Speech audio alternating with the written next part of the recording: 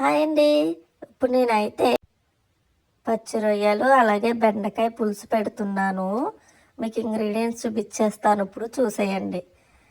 ప్లేట్లో పచ్చి రొయ్యలు అలాగే బెండకాయలు, ఉల్లిపాయలు, కొత్తిమీర, అలాగే నేను బెండకాయ పులుసు పెట్టడానికి చింతపండు కూడా తీసుకున్నాను.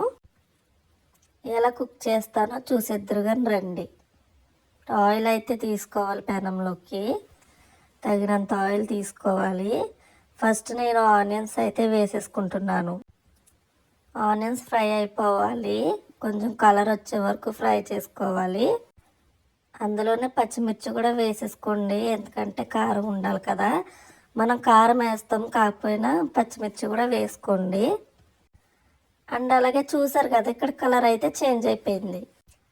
ఆ కలర్ చేంజ్ అయ్యే వరకు అయితే ఫ్రై చేసుకోవాలి, లేకపోతే కర్రీ బాగోదు. అండ్ అలాగే నేను ఆల్రెడీ వాష్ చేసి పెట్టేసుకున్నాను రొయ్యలు. ఇప్పుడు చూసారా వేసేసుకుంటున్నాను. ఆనియన్స్ ఫ్రై అయిపోయాక ఇప్పుడు పచ్చి రొయ్యలు అన్నది వేసుకోవాలి. ఈ రొయ్యలు అనేవి ముందుగానే ఫ్రై చేసుకోవాలి, లేకపోతే కుక్ అవ్వండి లాస్ట్లో. అండ్ అలాగే మీరు తగినంత సాల్ట్ అయితే వేసుకోండి, ఎందుకంటే సాల్ట్ వేసుకుంటే బాగా కుక్ అవుతుంది ఫాస్ట్గా కొంచెం. అండ్ అలాగే తగినంత కారం అయితే వేసుకోండి, చెప్పాను కదా స్టార్టింగ్లో.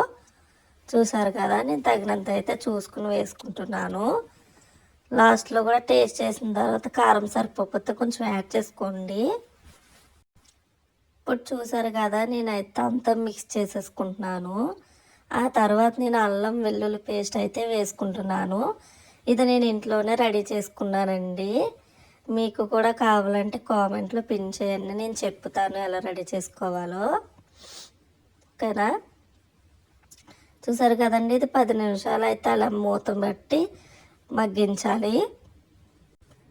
ఆఫ్టర్ 10 మినిట్స్ తీసి చూడండి, కొంచెం వాటర్ అయితే వస్తుంది రొయ్యల నుంచి. ఇప్పుడు తర్వాత నేను టమాటో అయితే యాడ్ చేసుకుంటున్నాను. నేను స్టార్టింగ్ చూపించలేదు, ఇప్పుడు యాడ్ చేసుకుంటున్నాను. టమాటో వల్ల ఇంకా టేస్ట్ పెరుగుతుందండి. మీకు కావాలితే వేసుకోండి, లేకపోతే స్కిప్ చేయొచ్చు, మీ ఇష్టం అది. అండ్ అలాగే ఇది కూడా ఒక 5 మినిట్స్ అయితే కుక్ చేసుకోవాలి మూత పెట్టి. ఇప్పుడు ఆల్మోస్ట్ కుక్ అయిపోయి ఉంటాయి రొయ్యలు కూడా. చూసారు కదా, మంచి కలర్ఫుల్గా అయితే కనిపిస్తుంది. అండ్ అలాగే బెండకాయలు మిగిలినాయి కదండి, అవి కూడా వేసేద్దాము తర్వాత.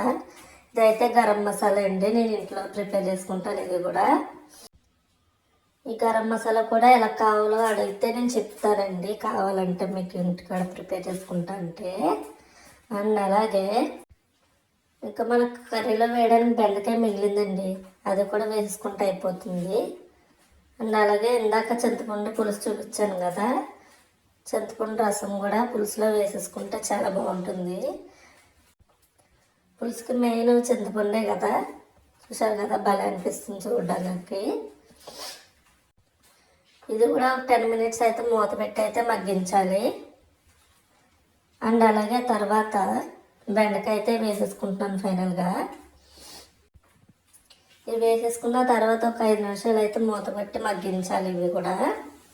ఎందుకంటే మనకు బాగా కుక్ అవ్వాలంటే 5-10 మినిట్స్ అయితే కుక్ చేసుకోవాలండి అన్నీని.